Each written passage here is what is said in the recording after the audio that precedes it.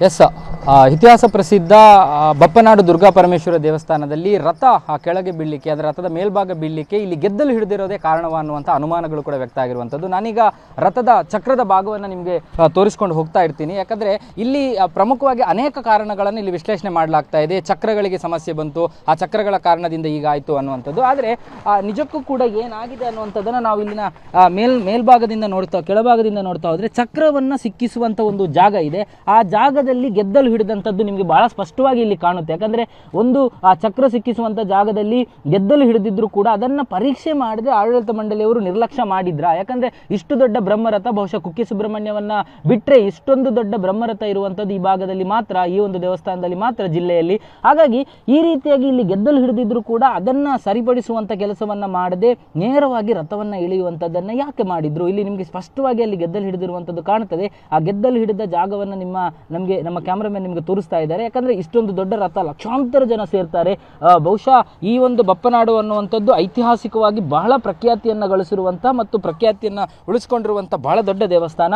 ಈ ರೀತಿಯಂಥ ದೇವಸ್ಥಾನದಲ್ಲಿ ಈ ರೀತಿಯಾಗಿ ಇದ್ರೂ ಕೂಡ ದೇವಸ್ಥಾನದ ಆಡಳಿತ ಮಂಡಳಿ ಯಾಕೆ ಇದನ್ನು ನೋಡ್ತಾ ಇಲ್ಲ? ಪ್ರಮುಖವಾಗಿ ಸರ್ಕಾರದ ಅಧೀನಕ್ಕೆ ಒಳಪಟ್ಟಂಥ ದೇವಸ್ಥಾನ.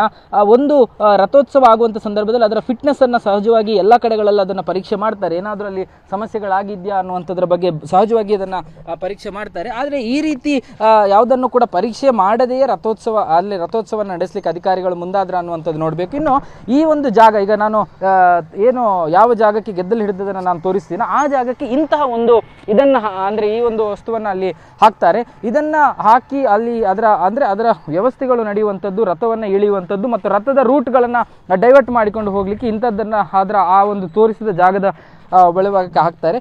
ಆ ಒಂದು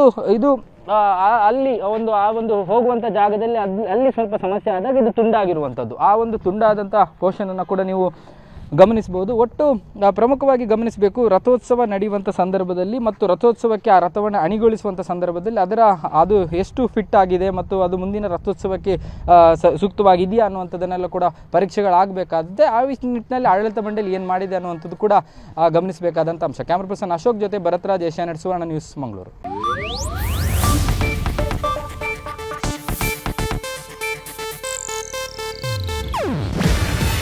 ಇದು ಏಷ್ಯಾನೆಟ್ ನ್ಯೂಸ್ ನೆಟ್ವರ್ಕ್ ಪ್ರಸ್ತುತಿ.